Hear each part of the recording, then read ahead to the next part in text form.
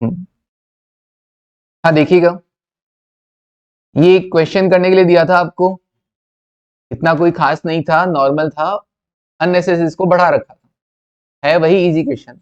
अभी आपकी total asset कितनी, 20 लाख, तो टोटल कैपिटल भी कितनी है, 20 लाख, टोटल कैपिटल भी कितनी, 20 लाख। अब आप अपनी एसेट को 50% से बढ़ाना चाहते हो, तो एसेट कैसे बढ़ेगी भैया, कैपिटल लाना पड़ेगा, आपको अपनी कैपिटल रेज करना पड़ेगा। अब 20 लाख का 50% कितना, 10 लाख रुपए से आपको अपनी कैपिटल रेज करनी है। ओके, वो कैसे करनी है, आपके पास दो ऑप्शन है, या तो डेट से या इक्विटी से, 6% डेट और हाँ इक्विटी।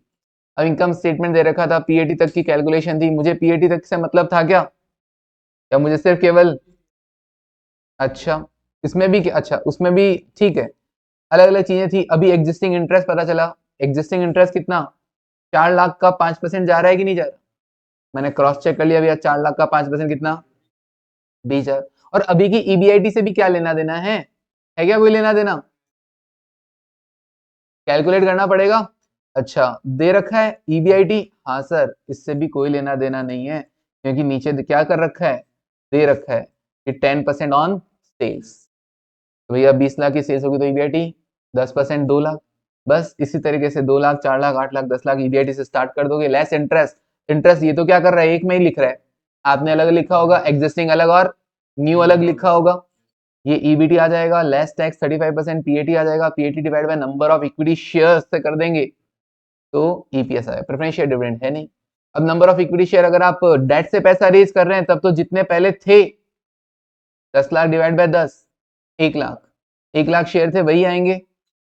अगर आप डेट से पैसा रेज कर रहे हो तो 1 लाख शेयर ही आएंगे, लेकिन अगर आप इक्विटी से पैसा रेज कर रहे हो तो फिर नंबर ऑफ इक्विटी शेयर बढ़ जाएंगे। हम लोगों को कितना पैसा रेज करना है, 10 लाख रुपए, और इक्विटी शेयर किस रेट पे इश्यू हो रहा था, क्वेश्चन वाला बोल रहा था, okay can be solve at 33.33, 10 lakh divide by 33.33333333 कितना, 30,000। ओके अब यहाँ पे पूरा ले लिया 33.33, वरना फ्रैक्शन में आ जाता, कितना आया, 30,000, हाँ ऐसे, हाँ तो 30,000, 33.33333333 ये लास्ट तक लेना था। ओके तो कितना आ जाएगा, 30,000, तो पहले 1 लाख थे, अभी 30,000 और ऐड हो जाएंगे तो कितने शेयर हो जाएंगे, 1,30,000 हो जाएंगे, है ना जी। ओके आ गया होगा ईपीएस। ओके फिर उसके बाद पी रेशियो गिवन था क्या, हाँ सर दे रखा था, अगर डेट से पैसा रेज करोगे तो 10 और नहीं तो 12। ओके जी, एमपीएस आ गया, मार्केट प्राइस पर शेयर, डन, क्लियर है वाली चीज। ओके एमपीएस, आगे बढ़ते हैं, बस ये तो करना था, बहुत आसान क्वेश्चन था विकास, है ना। चलिए अब कोई बात नहीं, अब हमें जो क्वेश्चन बाकी था ये ईवीआईटी ईपीएस एनालिसिस का, 14 थोड़ी था, उससे भी पहले ये वाला था, इंडिफरेंस पॉइंट का। इंडिफरेंस पॉइंट, क्योंकि हमने ईपीएस के अलावा क्या पढ़ा था, इंडिफरेंस पॉइंट कितनी अंगुलियां, 4 5, 4 अंगुली और 1 अंगूठा है, पक्का, सो तो नहीं रहा है ना, जग रहा है, ठीक है, मंथन ना, हाँ ओके, मस्त सोने का टाइम होता है ना ये वाला, हाँ, लेकिन एफएम की खास बात है इसमें नींद नहीं आएगी अगर आपका टाइम टू टाइम काम कंप्लीट है तो, बट मेरे अकॉर्डिंग आपने बैकअप क्लासेस अभी तक नहीं ली है, नींद के झोंके आएंगे ही आएंगे, तो मैंने कहा था बैकअप क्लासेस पहले एफएम की कंप्लीट कर लेना, क्यों नहीं की, पक्का यहीं बैठ के करवा दें, चलो ठीक है Manthan, okay. Excel limited is considering 3 financial plan, financing plan, 3 plan है, the key information are as follows, क्या क्या है वो देखो, total fund to be raise, कितना पैसा रेज करना है, 2 लाख रुपए, फाइनेंसिंग प्लान में प्लान ए बी सी 3 है, प्लान ए, अच्छा 3 प्लान है अपने पास, स्टार्टिंग में बोला था कि नहीं बोला था, बोला था, plan A plan B plan C. Okay financing plan मतलब पैसा कहां से रेज करें, प्लान ए कहता है कि 100% किससे रेज कर लो, इक्विटी से रेज कर लो, प्लान बी कहता है 50% इक्विटी से 50% डेट से, और प्लान सी कहता है 50% तो इक्विटी से और 50% प्रेफरेंस। लिखने का तरीका बदल दिया, है तो वही चीज, alternative 1, alternative 2, alternative 3। Okay, cost of debt 8% दे रखा है और कॉस्ट ऑफ प्रेफरेंस शेयर भी 8% दे रखा है। अब चक्कर ये पड़ता है क्योंकि तुमने तो कॉस्ट ऑफ कैपिटल चैप्टर नहीं पढ़ा, बट मैंने तो पढ़ा है, तो मेरे दिमाग में एक क्वेश्चन आता है, यार ये बिफोर टैक्स है कि आफ्टर टैक्स है। तुम्हारे भी बाद में आएगा, जब वो कॉस्ट ऑफ कैपिटल चैप्टर पढ़ लोगे उसके बाद वापस इस क्वेश्चन को पढ़ोगे तो दिमाग लगेगा अरे यार ये क्या, कॉस्ट ऑफ डेट दे तो रखा है और कॉस्ट ऑफ प्रेफरेंस, लेकिन यहाँ पे क्या करना है, हाँ जी, और टैक्स रेट आगे क्या दे रखा है 35%। तो इनको लिखना चाहिए था प्रॉपर कि बिफोर टैक्स है कि आफ्टर टैक्स, या फिर इतना से लिख देते इंटरेस्ट रेट इतना है, प्रेफरेंस शेयर डिविडेंड रेट इतना है, तो समझ में आ जाता हमको, ठीक है ना। क्योंकि कॉस्ट ऑफ डेट कहते ही क्या होता है, दिमाग घूमने लग जाएगा जिस दिन आप कॉस्ट ऑफ कैपिटल चैप्टर पढ़ लोगे। अब इन्होंने क्या कंसिडर किया है, डायरेक्ट 8%। 8% क्या है, ये बिफोर टैक्स होगा, ये कॉस्ट ऑफ डेट मतलब सिंपली इंटरेस्ट रेट, और प्रेफरेंस शेयर 8% मतलब डिविडेंड रेट। एक बार चेक कर लेते हैं, प्लान बी के अंदर 1 लाख का 8% देखना, 8,000 इंटरेस्ट आ रहा है क्या, हाँ जी, और यहाँ पे 8,000 डिविडेंड आ रहा है ना, इसका मतलब ये कॉस्ट ऑफ डेट क्या है, इंटरेस्ट रेट, और कॉस्ट ऑफ प्रेफरेंस शेयर क्या है, डिविडेंड रेट। अभी तो आपको इतना बताने की भी जरूरत नहीं था, अगर मैं डायरेक्ट बोल देता हाँ ये इंटरेस्ट रेट हो गया, ये डिविडेंड रेट, आप बोलते हाँ, लेकिन मैंने आगे का बताया कि जिस दिन आप कॉस्ट ऑफ कैपिटल चैप्टर पढ़ लोगे उस दिन इसको देखने का नजरिया आपका बदल जाएगा। तो फिलहाल यहाँ पे कॉस्ट ऑफ डेट की जगह बेटर रहता है कि ये इंटरेस्ट रेट लिखते, और कॉस्ट ऑफ प्रेफरेंस शेयर में बेटर रहता है कि प्रेफरेंस शेयर डिविडेंड रेट लिखते। क्लियर है, ओके। खैर फिलहाल तो दिक्कत नहीं है ना, हम जानते ही नहीं है कॉस्ट ऑफ डेट और कॉस्ट ऑफ प्रेफरेंस शेयर को, हम तो ये जानते हैं कि अच्छा डेट पे इतना पे करना है और प्रेफरेंस पे इतना पे करना है, ठीक है। Equity share of the face value 10 रुपए का विल बी इशूड कितने पे, एट अ प्रीमियम ऑफ 10, तो इश्यू प्राइस क्या हो गया, ओके जी, इश्यू प्राइस हो गया है 20 रुपए। तो अगर मेरे को 2 लाख रेज करने हैं तो 2 lakh divide bye 20, 2 lakh divide bye 20 10,000, 10,000 share. और अगर मेरे को 1 लाख इक्विटी से रेज करना है तो 1 लाख डिवाइड बाय 20 5,000 शेयर, ठीक है। एक्सपेक्टेड ईवीआईटी, अरे वाह दे रखा है कि पैसा रेज करेंगे तो ईवीआईटी कितना होगा 80,000। Determine for each plan, her plan के लिए आपको क्या बताना है, ईपीएस बताना है और फाइनेंशियल बीईपी बताना है, और उसके बाद इंडिफरेंस पॉइंट। मतलब मैंने जो 3 चीजें बताई वो तीनों इस क्वेश्चन में आ गई है, ठीक है जी। तो चलिए शुरू करेंगे।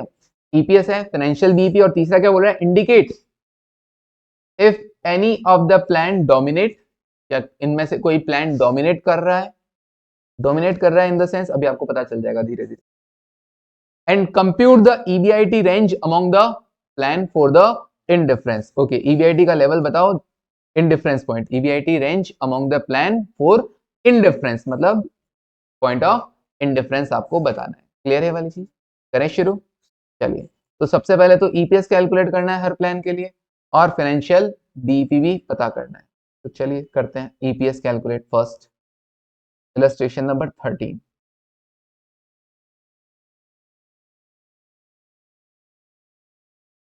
कैलकुलेशन ऑफ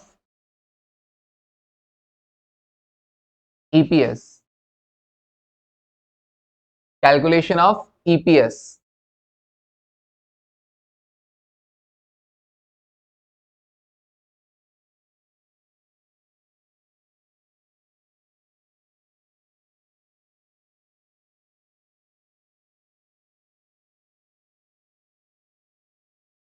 ओके, कैसे करेंगे, लिख दें प्लान ए, प्लान बी और प्लान सी, और एक पर्टिकुलर्स का कॉलम बना दें, बिल्कुल।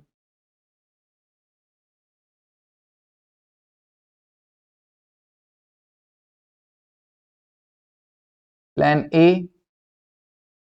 Plan B, plan C. Plan A में क्या बोल रहा है, 100% इक्विटी, मतलब 2 लाख में से पूरे 2 लाख इक्विटी से, तो 2 लाख है और अपने को पता है इश्यू प्राइस कितना है 20 रुपए, 2 लाख डिवाइड बाय 20 करो कितना आएगा 10,000 इक्विटी शेयर। तो प्लान ए में क्या आ गया 10,000 इक्विटी शेयर्स, प्लान बी की अगर बात करें, देखते चलना एक बार, प्लान बी की बात करें तो 50% इक्विटी 50% डेट, तो 2 लाख का 50%, 1 लाख तो इक्विटी से और 1 लाख डेट से। तो 1 लाख अगर इक्विटी से रेज किया तो 1 लाख डिवाइड बाई 20 करेंगे तो कितना आएगा, तो 5,000 इक्विटी शेयर और 1 लाख रुपए डेट से ना, तो 1 लाख रुपए डेट में आप क्या करोगे, हाँ जी 8% है रेट, बिल्कुल दोनों का रेट 8%, तो 8% डेट कितना रुपया, 1 लाख, ओके ₹1 लाख, डन। ऐसे ही सेम प्लान सी के अंदर भी 5,000 तो इक्विटी शेयर से और 8% प्रेफरेंस शेयर्स, 1 लाख, बस।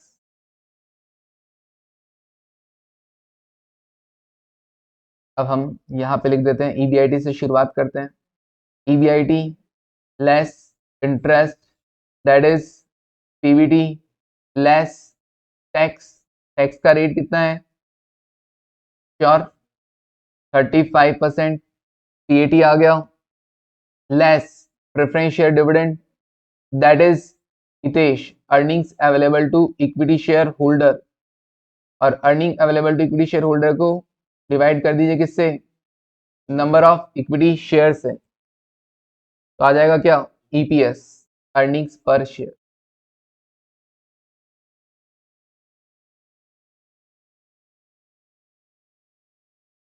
अर्निंग्स पर शेयर,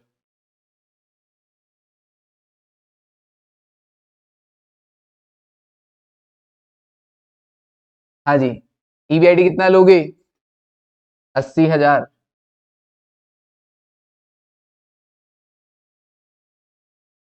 80,000 इंटरेस्ट पहले वाले में, नो पहला पूरा कंप्लीट कर लें, पहला वाला 80,000, 80 जगह 35%, कितना 28,000, ओके लेस करेंगे 52, preference share dividend no, Hitesh कितना 52,000 divide by number of shares कितने, 10,000 शेयर, तो क्या आ गया 5.2, मॉड्यूल में देखना 5.2 ही है क्या, ओके जी। फिर second plan, plan B, plan B 5,000 equity और 8% डेट, इस बार 1 लाख का 8% इंटरेस्ट 8,000, कितना आएगा 72, इस बार टैक्स कितना बनेगा 25,200, बाकी कितना बचा 46,800, प्रेफरेंस शेयर डिविडेंड जाएगा क्या, no 46,800 divided by number of equity share 5,000, 9.36, okay. Last वाले केस में इंटरेस्ट तो नहीं जाएगा, ओके डिविडेंड जाएगा कितना 8,000, कितना 44,000 का Hitesh divide by number of equity share 5,000, 8.8, done. ये लो सर ईपीएस तो आ गया, अब ईपीएस तो फटाफट कैलकुलेट हो जाता होगा, है ना इजीली, ओके क्यों ऑनलाइन वालों सही है, हाँ जी ओके शुभांकित, ईपीएस तो हो गया सर, अब क्या पूछा था फाइनेंशियल बीईपी, इसी के लिए रुकना है तो बोल दे कि हाँ सर रुक जाओ, हो गया मंथन, ओके हाँ जी फाइनेंशियल बीईपी फर्स्ट के अंदर ही कैलकुलेट करना है। अब फाइनेंशियल बीईपी अगर हम देखें तो याद है फॉर्मूला, ओके ठीक है, प्लान ए आप चाहें तो फाइनेंशियल बीईपी पहले फॉर्मूला लगा दें, बेटर रहेगा, एक बार में ही काम हो जाएगा। हाँ जी फाइनेंशियल बीईपी होता क्या है sir, financial BEP level of level of EBIT where EPS is 0। तो ये लो जी फॉर्मूला लगा दो, काम हो जाएगा।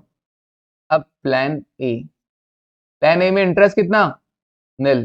प्रेफरेंशियल डिविडेंड कितना, निल। तो ये लो जी फाइनेंशियल बीपी क्या आ जाएगा, निल। मतलब ईवीआईटी अगर 0 रहेगा तो हितेश भी 0 रह जाएगा। ईवीआईटी 0 रहा तो हितेश 0 हो जाएगा।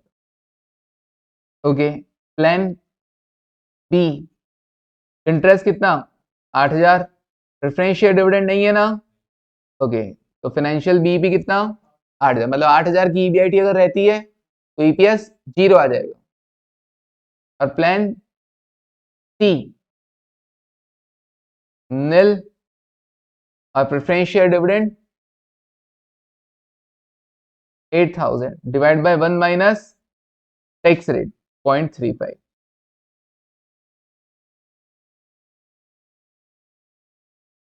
8000 डिवाइड बाय 0.65,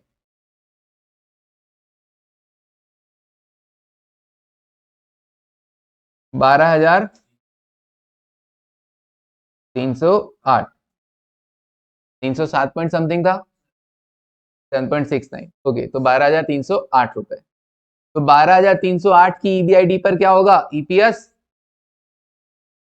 0 होगा, बिल्कुल।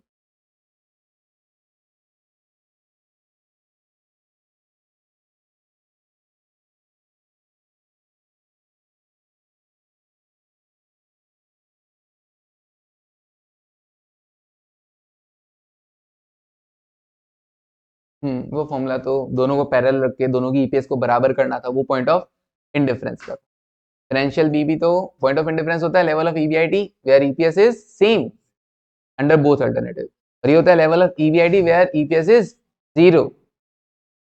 और कंपेयर नहीं करना, खुद का ही बताना, ठीक है जी, क्लियर है वाली चीज।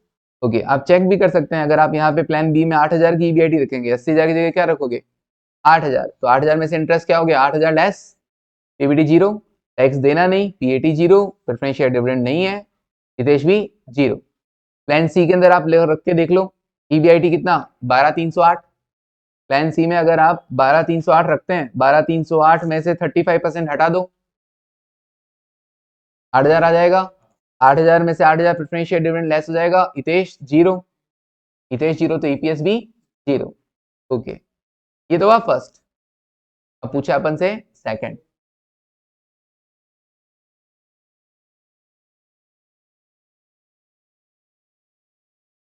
हाँ जी, तुम्हारे टाइमिंग हमेशा चालू हुए रहता है, तो हटाना पड़ेगा,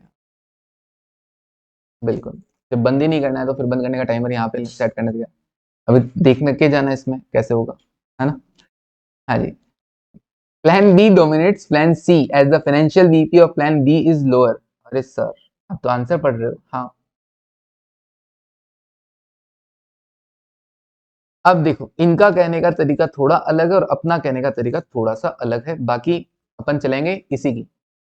फाइनेंशियल बीपी किसका कम है, सर प्लान ए में तो है ही नहीं। मैं कहा हाँ, प्लान ए में तो है ही नहीं, वो नहीं देखा जाएगा। हाँ जी, क्योंकि ए में तो है ही नहीं, वो तो इस दौड़ में ही नहीं है, वो तो इस दौड़ में ही नहीं है। अब आता है प्लान बी और प्लान सी, किसका फाइनेंशियल बीपी कम है, सर प्लान बी का कम है। तो प्लान कौन सा डोमिनेट कर रहा है, बी डोमिनेट कर, कौन सा डोमिनेट कर रहा है, बी और सी में से बी डोमिनेट कर रहा है। उसका एक और रीजन बताता हूँ, एक और रीजन, ध्यान से सुना। हालांकि आंसर देने का तरीका बड़ा सिंपल सा रखा गया है कि फाइनेंशियल बीपी जिसका कम हो वो क्या है, वो डोमिनेट कर रहा है। क्योंकि अपन से क्या पूछा है, याद करो, इसमें पूछा था सेकंड वाले पार्ट में, indicate if any of the plan dominate. उसने बोला कि भैया बी का बीपी कम है, इसलिए वो डोमिनेट कर रहा है सी के कंपैरिजन में, और ए को तो मतलब ही नहीं है, ए का तो है ही नहीं भैया, ए में तो लाइन में ही नहीं है, क्योंकि वहां पे कोई फाइनेंशियल कॉस्ट इनकर ही नहीं हो रही है, फिक्स फाइनेंशियल कॉस्ट, ना तो इंटरेस्ट है और ना ही डिविडेंड है।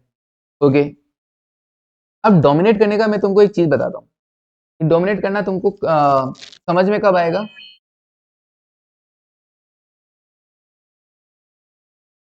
हाँ, ये डोमिनेट करना तुमको कब समझ में आएगा, जब तुम पॉइंट ऑफ इंडिफरेंस कैलकुलेट करोगे। तो क्या तुम पॉइंट ऑफ इंडिफरेंस कैलकुलेट कर सकते हो, सर पॉइंट ऑफ इंडिफरेंस तो दो अल्टरनेटिव में होता है ना, यहाँ पे तो तीन है, कोई बात नहीं, पहले प्लान ए प्लान बी का, फिर ए और सी का, और फिर बी और सी का करना। पहले ए और बी, फिर ए और सी, और फिर बी और सी करना। ठीक है जी, लॉजिक है उसके पीछे, बताऊंगा। तो क्या आप पॉइंट ऑफ इंडिफरेंस कैलकुलेट कर पाएंगे? क्या आपको थोड़ा सा टाइम दे दूं? Okay, calculation of point of indifference, calculation of point of indifference.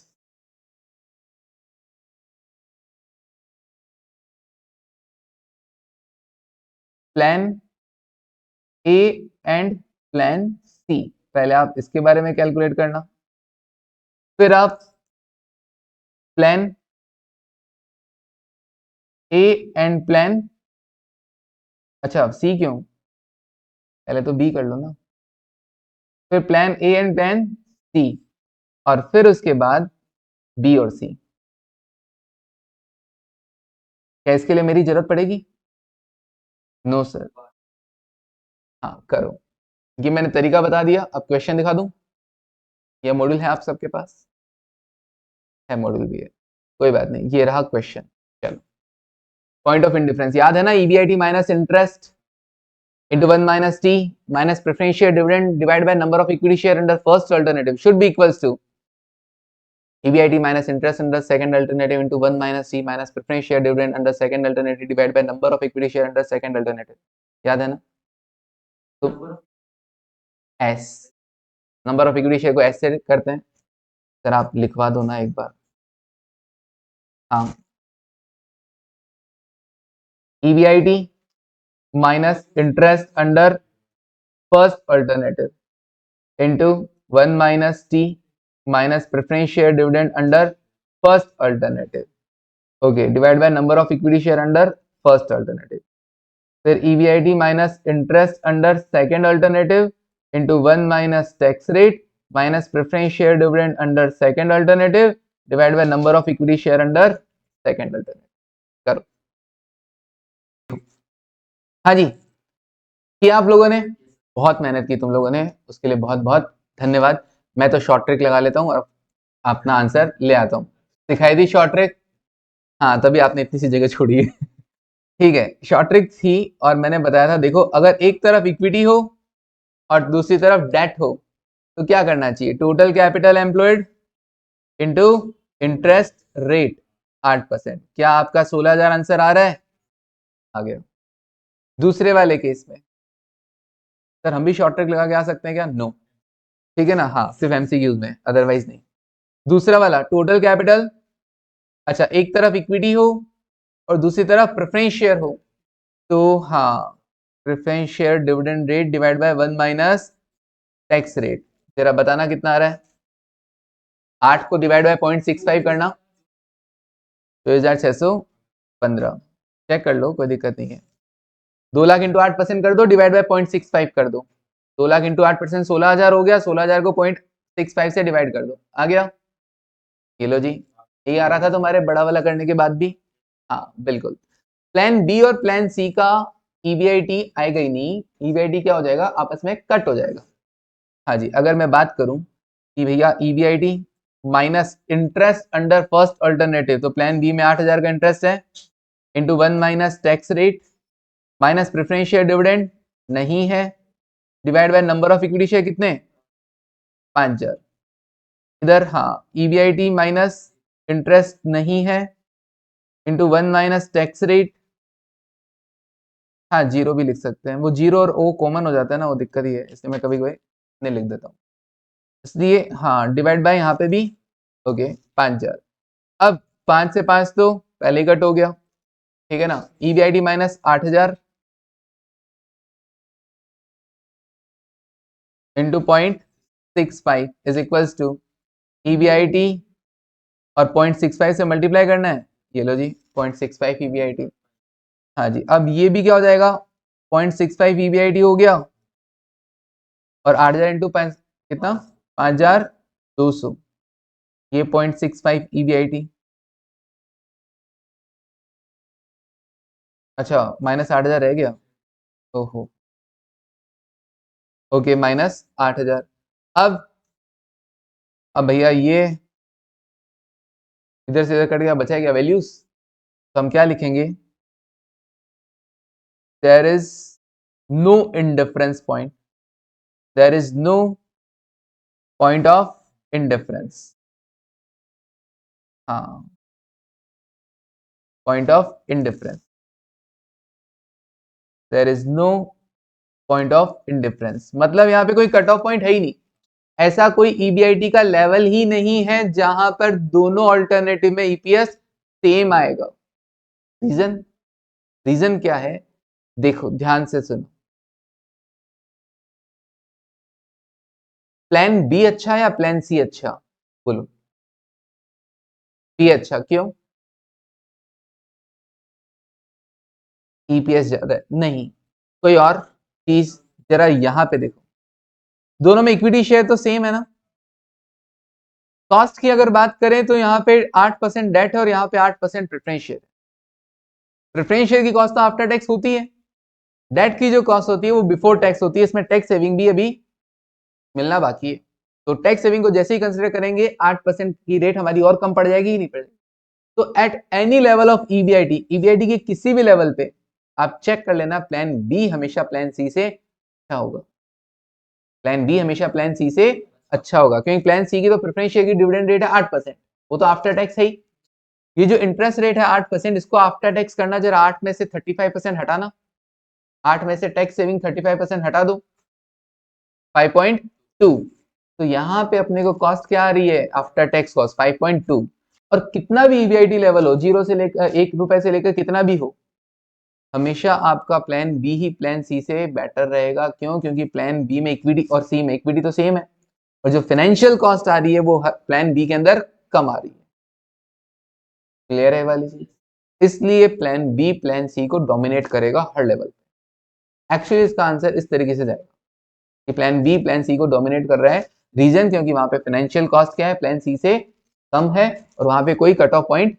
होना ही नहीं है, कट ऑफ पॉइंट होना ही नहीं है, हर लेवल ऑफ ईबीआईटी पे क्या रहेगा, सेम पैटर्न, क्योंकि शेयर तो सेम रह गए, शेयर सेम रह गए, तो अब जज क्या करना है, फाइनेंशियल कॉस्ट के बारे में जज करना है बस, और फाइनेंशियल कॉस्ट हमेशा बी की ही कम रहेगी सी के कंपेरिजन में, ये प्लान बी डोमिनेट कर रहा है प्लान सी, तो आप लिख सकते हो since number of equity share are same in plan B and C and fix financial cost is lower in किसमें, प्लान बी, लिखवा देता हूं मैं,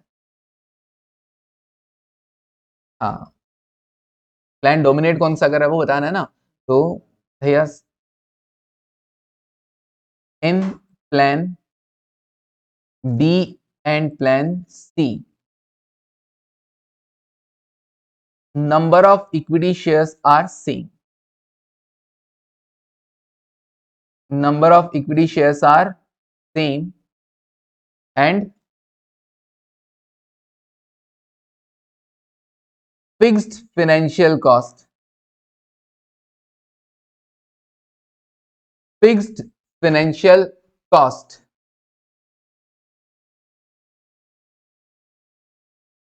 in plan B is lower than fixed financial cost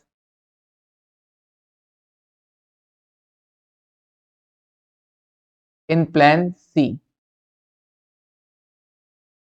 आप लिख भी सकते हैं भले रेट है ना, कॉस्ट की आ कितनी रही है, तो plan B always dominate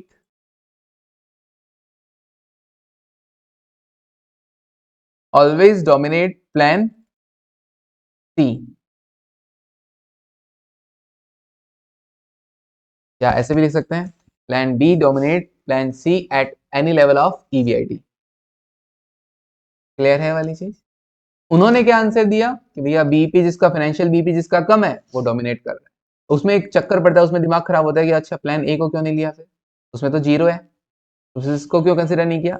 अब ये प्रॉपर आंसर है कि भैया दोनों में इक्विटी शेयर क्या है, सेम है, दोनों में इक्विटी शेयर सेम है और एक का फिक्स फाइनेंशियल कॉस्ट दूसरे से कम है, तो किसी भी लेवल ऑफ ईबीआईटी पे क्या होगा, प्लान बी ही प्लान सी को डोमिनेट करेगा, तो इसलिए इनका कट ऑफ पॉइंट आएगा ही नहीं कभी, प्लेन के बीच में कभी पॉइंट ऑफ इंडिफरेंस आया ही नहीं, ऐसा कोई लेवल बना ही नहीं है कि जहां पे दोनों में ईपीएस सेम आ जाए।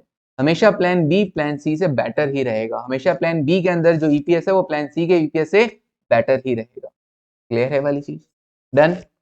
चलिए ओके, टैक्स सेविंग, हाँ तनिष ठीक है। चलिए तो आप समझ गए होंगे, इस चैप्टर कहते हैं पूत के पांव पालने में दिख जाते हैं। तो तुमको एफएम के पांव दिखे कि नहीं दिखे? दिखे ना? और कुछ डिफरेंस नजर आया कि हाँ किस तरीके से पढ़ाई होती है एफएम की, कि भैया रटाते नहीं समझाते हैं, ठीक है ना? क्लियर है? तो डिफरेंस नजर आएगा, और ये केवल फर्स्ट चैप्टर की बात नहीं, लास्ट तक यही रहने वाला है। ऐसा नहीं है कि मैं डेमो में अच्छा पढ़ाता हूँ, ठीक है ना? हाँ, तो यही सेम चीज आपको आगे तक एफएम में मिलने वाली है, ठीक है? चलिए डन। तो ये चैप्टर हो गया यहाँ पे कंप्लीट। ओके।